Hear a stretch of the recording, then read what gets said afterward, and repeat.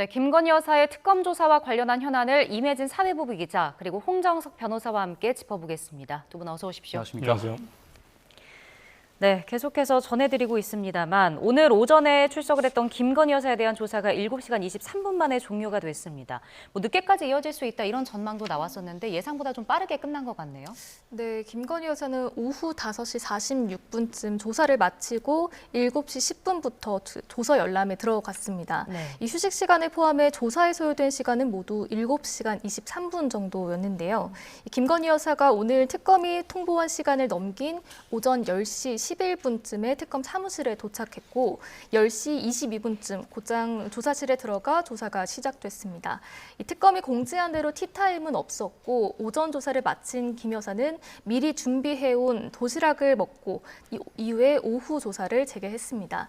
오후에는 건강 상태를 고려해서 휴식 시간을 3차례 정도 가지면서 조사에 임한 것으로 파악됐습니다. 네. 앞서 오늘 조사가 밤늦게까지 이어질 수도 있다 이런 관측이 있긴 했었는데 심야 조사는 이루어지지 않았습니다. 김 여사 측은 계속 건강상의 문제를 강조해왔던 거죠?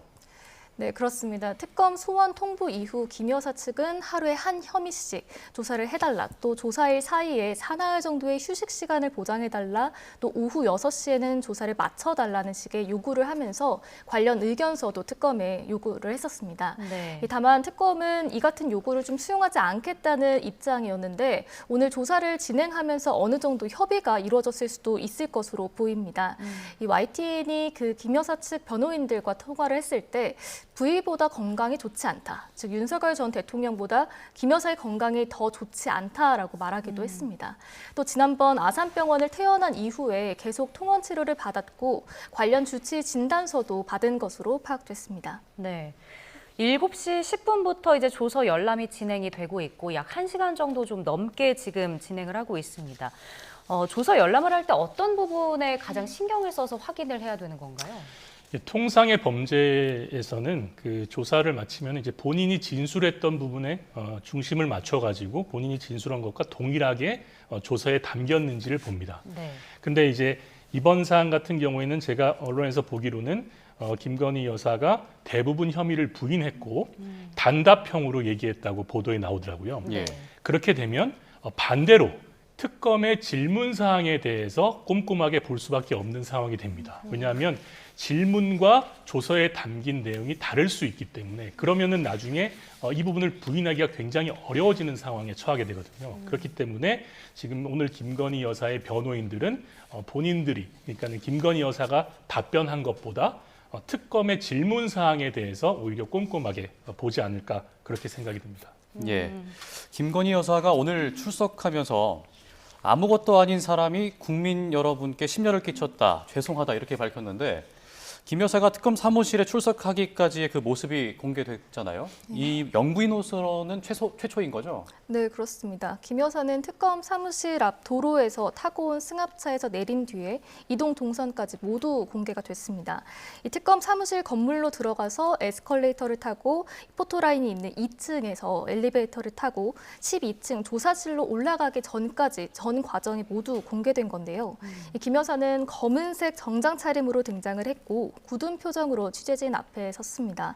네. 앞서 김 여사가 직접 발언을 할지에 관심이 모였었는데 조사에 임하는 입장을 직접 밝히기도 했습니다. 내용은 국민 여러분께 저같이 아무것도 아닌 사람이 심려를 끼친 점에 대해서 죄송하다, 또 수사를 잘 받고 나오겠다였는데요. 이 취재진이 이후에 혐의 사실에 대한 구체적인 질문을 했지만 이 내용에 대해서는 김 여사가 더 답변하지 않고 곧장 조사실로 향했습니다. 네, 지금 임 기자가 이야기를 했는데 김 여사가 이제 출석하면서 아무것도 아닌 사람이 심려를 끼쳐 진심으로 죄송하다라고 했습니다. 네. 이 아무것도 아닌 사람이라는 부분은 저희가 어떻게 좀 해석을 해야 할까요? 제가 볼 때는 이제 그 변호인들이랑 이제 조사 나오기 전에 전략 회의도 하고 주변 사람들한테 조언도 얻었지 않습니까? 네. 아무것도 아닌 사람, 요 단어가 제가 볼 때는 오늘 김건희 여사가 조사를 받으면서 가장 많이 한 말로 제가 볼 땐 보입니다. 그 말을 준비하고 왔고 처음에 들어갈 때부터 그 말로 시작을 한 것으로 보입니다. 네. 그래서 이 부분에 대해서 좀 더 생각을 해보자면 나는 아무것도 아닌 사람이기 때문에 이러한 여러 가지 범죄 사실에 있어가지고 본인이 영향력을 미치거나 어떠한 관여가 돼 있다거나 그럴 만한 지위나 영향력이 없다. 이 부분을 강조하기 위한 대표적인 멘트로 보입니다. 네, 근데 이제 윤 전 대통령 같은 경우는 이전에 출석하면서 입장을 내놓지 않았었는데 김 여사는 짧지만 이야기를 했단 말이죠. 이게 정반대 행보를 보이는 이유는 뭔가요? 뭐 다들 아시겠지만 이제 신변의 우려 때문이죠. 쉽게 말씀드리면 이제 구속의 가능성을 완화시키기 위한 그런 전략으로 보입니다. 어느 누구보다도 이 그 형사 전문가인 그 전 대통령 윤석열 전 대통령과 주변에 이제 조언자들이 많을 텐데 네. 그 조언자들 입장에서는 그 김건희 여사가 지금 가장 바라는 것은 구속을 면하는 것일 거라는 걸 뻔히 알기 때문에 그 부분에서 어떤 태도와 어떤 말을 해야 본인한테 가장 유리할지, 그리고 제가 볼 때는 오늘 특검이 굉장히 협조를 잘해줘서 뭐 분위기가 좋았다고 그런 말도 하지 않습니까? 네. 예. 그 말은 제가 볼 때는 법원에 보내는 메시지로 보입니다. 내가 이렇게 수사에 협조를 잘했고 그렇기 때문에 도주의 우려나 증거인멸의 우려가 충분히 없기 때문에 이 부분에 대해서 충분히 고려해달라는 메시지로 보이거든요. 그래서 그런 부분들도 좀 생각해 볼 필요가 있을 것 같습니다. 예, 김건희 여사가 윤 전 대통령과는 달리 그 조사 과정에서 진술을 또 거부하지 않은 것으로 전해졌잖아요. 뭐 구속영장이라든지 특검이 김 여사에 대한 신병 확보에 나설 수 있다 이런 부분을 좀 고려했을까요? 당연한 수순이니까요. 예전에 특검들에서 봤을 때도 지금 김건희 여사는 구속영장 청구는 피하기가 굉장히 어려운 상황으로 보입니다. 다만 청구를 최대한 늦추거나 아니면 청구에 담기는 범죄 사실을 줄이기 위해서 노력을 해야 되는데 이 모든 행동이나 말들이 그런 전략의 일환이 아닌가 그런 생각이 듭니다. 네. 그리고 이제 호칭과 관련해서도 윤 전 대통령 때는 이제 대통령님이라는 호칭을 썼었는데 김 여사 같은 경우는 그냥 피의자라는 호칭을 썼거든요. 이건 왜 차이가 있는 걸까요? 이거는 이제 특검의 어떤 이제 생각이나 전략이라고 볼 수 있겠는데요. 좋게 본다면은 특검은 이제 본인들은 좌고우면하지 않고 원리 원칙에 따라서 수사한다. 네. 따라서 피의자를 피의자로 부르는 것은 당연하다. 이런 취지로 읽힐 수도 있고요. 두 번째는 특혜 시비 이런 말들이 많이 나오지 않습니까? 지금 네. 윤석열 전 대통령도 구치소에서 지금 특혜 논란도 있고 하기 때문에 그런 논란을 초기에 불식시키겠다. 그런 의도가 있을 것으로 보입니다. 반대로 전략적으로 본다면 김건희 여사에게 심리적인 압박을 가하는 전략으로 보입니다. 왜냐하면 본인이 김건희 여사 아니면 뭐 김건희 씨 이렇게 불리는 것보다 당사자들이 피의자로 불리면 심리적으로 압박을 받을 수밖에 없습니다. 예. 따라서 그런 질이나 이런 것들에 대해서 좀 대답을 유도하기 위해서 그런 전략을 쓰지 않았나 이런 생각도 듭니다. 그렇군요. 이제 주요 수사 내용을 좀 짚어볼 텐데요. 특검이 오전부터 티타임 없이 이제 바로 대면 조사를 진행해서 7시간 20여 분 정도 진행을 했는데 특검이 어떤 혐의를 주로 이제 집중했던 겁니까? 네, 우선 특검이 김 여사 측에 전달했었던 조사 대상 혐의는 총 5가지였습니다. 원래 특검법에 지금 명시된 혐의는 총 16가지인데 이 중에 주요 혐의인 5가지에 대해서 먼저 보겠다 한 건데요. 이 가운데 도이치모터스 주가 조작 의혹을 가장 먼저 조사한 것으로 알려졌습니다. 앞서 도이치 사건을 수사했었던 한문혁 부장검사가 입회한 것으로 파악됐고요. 이외에도 특검이 조사하겠다고 공지했었던 명태균 공천 개입 의혹과 또 건진법사 청탁 의혹들을 이어서 진행한 것으로 알려졌습니다. 조사 시간이 한정돼 있다 보니 예정된 신문을 모두 마치지는 못했을 가능성도 있는데요. 이 문홍주 특검보는 오후 3시쯤 진행된 언론 브리핑에서 이 준비한 피의자 신문의 절반 정도를 소화했다 이렇게 밝히기도 했습니다. 네. 그리고 이제 핵심 혐의와 관련해서는 김 여사는 좀 부인한 것으로 지금 전해지고 있는데요. 그러니까 결국엔 기존 입장을 계속해서 고수하고 있는 거죠. 예, 아까도 말씀드렸다시피 대부분의 혐의를 부인하고 단답형으로 얘기하고 있기 때문에 혐의에 대해서는 대부분 부인하고 있는 것으로 보입니다. 네. 그리고 그 아까 조금 전에 말씀해 주신 것처럼 피의자라고 부르는 게 어떤 답변을 강요하거나 어떤 압박하려는 의도가 있을 것 같다는 말씀을 또 해주셨는데 이 티타임 없이 진행한 것 또한 그런 의도가 좀 깔려 있다고 봐도 됩니까? 그렇게 보실 필요는 없는 것이 티타임은 그 정식 절차도 아니고 통상적으로 이루어지지 않습니다. 그 부분은 뭐 예를 들어서 조사 그 대상이 굉장히 광범위하거나 그래서 변호인들끼리 좀 조율이 필요하거나 그런 경우에 통상적으로 사전 준비 작업을 하는 티타임으로 이해를 하셔야지 그 부분이 뭔가 누구나에게 주어지는 그런 절차다. 그렇게 생각하실 필요는 없을 것 같습니다. 네. 그 특검이 이제 김 여사를 소환하기 전까지 계속해서 전방위 수사를 이어오지 않았습니까? 어땠죠? 네, 그렇습니다.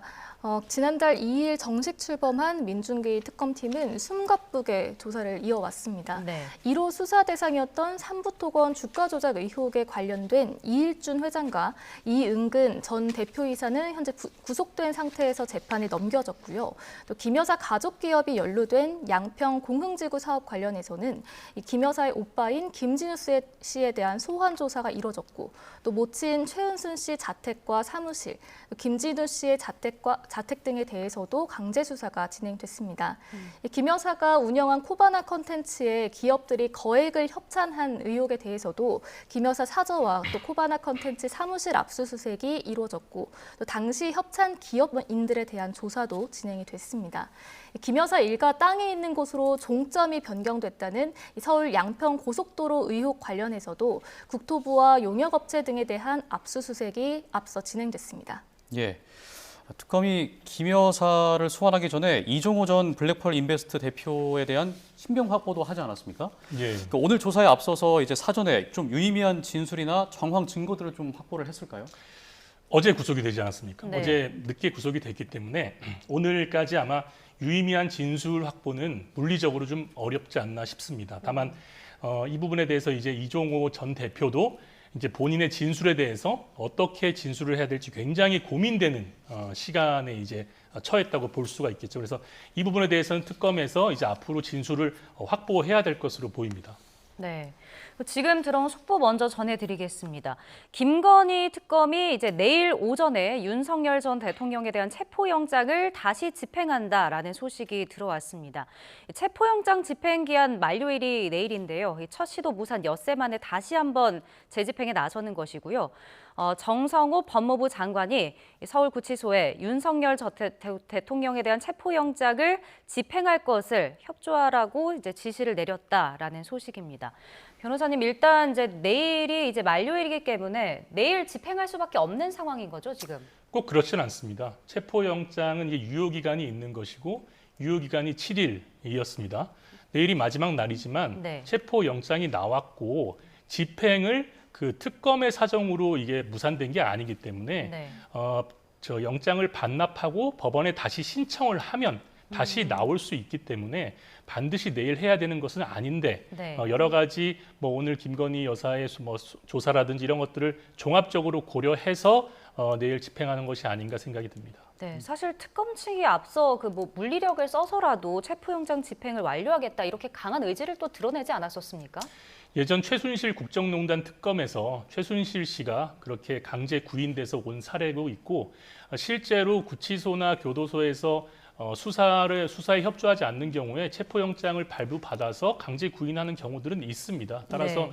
특검에서는 원리 원칙대로 하겠다는 취지이고 지난번처럼 돌발 상황에 처하더라도 네. 이번에는 굴하지 않고 그 절차를 이행하겠다는 의지로 읽힙니다. 예. 그리고 또 특검팀의 그 조사 과정에서 특검법에 포함되지는 않았지만 그 특검 인지수사 과정에서 포함된 의혹들도 조사 대상이 되는 거죠? 네, 그렇습니다. 특검법에 구체적으로 명시된 사건 외에도 특검은 수사 과정에서 인지된 의혹에 대해서도 모두 수사를 할 수 있도록 특검법에 규정돼 있는데요. 이 측근 김혜성 씨, 이른바 김 여사 일가의 집사라고 불리는 이 김혜성 씨 집사 게이트 의혹이 대표적인 사례라고 할 수 있겠습니다. 예. 이 대기업의 IMS 모빌리티 투자가 김 여사와 윤 전 대통령에 대한 청탁성 뇌물이 아니었느냐 이런 의혹인데요. 이 삼부토건 주가 조작 의혹과 연결된 윤 전 대통령 부부의 지난 2023년 우크라이나 깜짝 방문 경위에 대한 의혹 조사 등 이 특검이 새로 들여다봐야 할 의혹들도 상당히 많습니다. 네. 이 특검의 수사 대상이 16개이지만 이 외에도 항목이 더 늘어날 수 있다라는 겁니다. 네.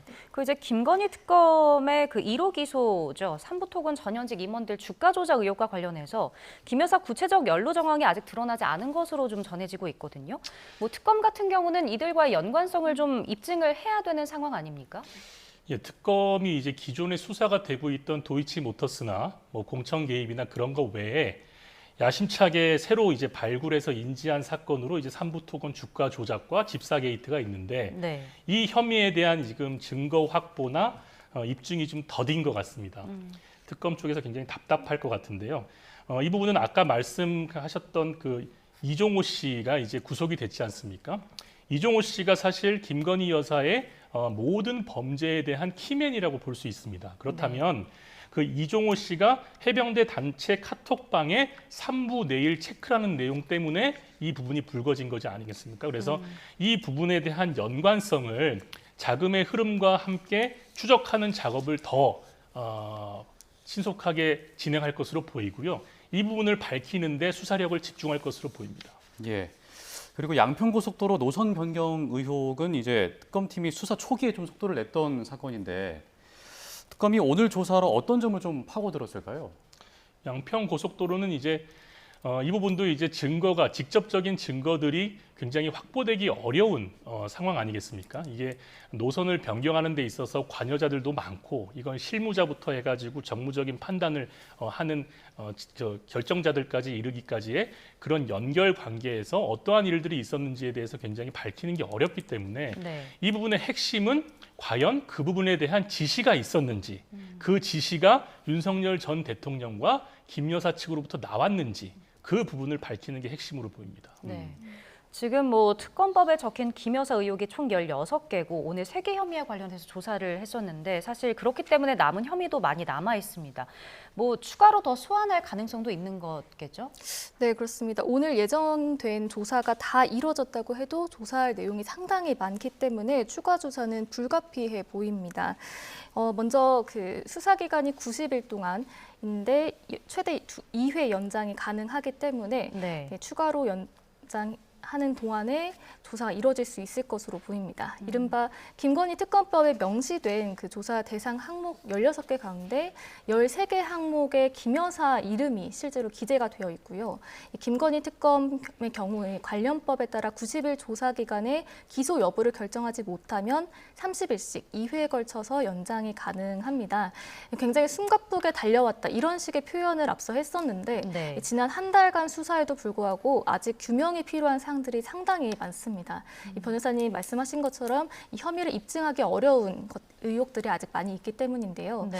이 대통령에 대해서 전격적인 구속영장을 청구했던 이 내란 특검처럼 특검팀이 곧장 이 김 여사의 신병 확보에 나설 수 있다 이런 관측들도 나오고 있습니다. 네. 그러니까 혐의가 방대해서 추가 소환이 불가피할 것이다 이런 전망이 많은데 구속영장을 빨리 청구한 뒤에 추가 조사를 진행할 거라는 예상도 있거든요. 어떻게 전망하십니까? 통상적으로 보면 그게 맞습니다. 이렇게 이제 모든 혐의에 대해서 부인하고 있고 이 부분에 대해서 단답형 대답밖에 안 하고 있는 그 피의자에 대해서는 통상적으로 그리고 범죄 사실이 굉장히 중하지 않습니까? 그러면 구속영장을 청구하는 것이 수순인데 이번 경우에는 특검 측에서는 2가지 정도의 큰 고민이 있을 것 같습니다. 네. 첫 번째는 부부 동시 구속에 대한 부담이 있을 것 같습니다. 왜냐하면 우리나라 약간 형사 그 기관에서 그 구속을 할 때도 부부를 동시에 특히 자녀가 있는 경우에는 부부를 동시에 구속시키지 않는 것이 불문율처럼 여겨져 왔습니다. 예. 네. 다만 그런 사례가 없는 것은 아닙니다. 그리고 윤석열 전 대통령 부부가 이제 자녀도 없으니까요. 그래서 그런 네. 부분들이 하나의 큰 고민거리가 될 것이고 두 번째 고민은 다른 특검의 상황도 고려해야 될 것 같습니다. 왜냐하면 김건희 특검에서 김건희 여사를 구속영장을 신청해서 구속이 되어버리면 가뜩이나 윤석열 전 대통령이 진술을 거부하고 있고 아무런 지금 협조를 하고 있지 않은 상황에서 더 비협조적으로 나오고 오히려 여론을 등에 업고 그런 그 여론을 악화시키는 역할을 더 강하게 할 수 있는 우려도 있기 때문에 네. 그런 2가지의 우려 때문에 고민이 깊지 않을까 그렇게 생각합니다. 네. 만약에 이제 김 여사가 구속이 된다면 사실 전직 대통령 부부가 동시에 구속이 되는 건데 이렇게 되면 이례적이기도 하고 법원이 좀 부담을 느낄 수 있다 이런 이야기도 나오더라고요. 이게 변수가 될 수 있을까요? 이제 아까 말씀드렸다시피 한 가정의 이제 부부를 둘 다 같은 시기에 구속을 시키는 것은 수사기관에서 되도록 자제를 하고 있습니다. 실제로도 그렇게 이제 이루어지고 있는데 이번 경우는 사안이 사안이니만큼 네. 특검에서는 이게 불가능하거나 법적으로 위법한 것은 아니기 때문에 고려를 하긴 할 것 같습니다.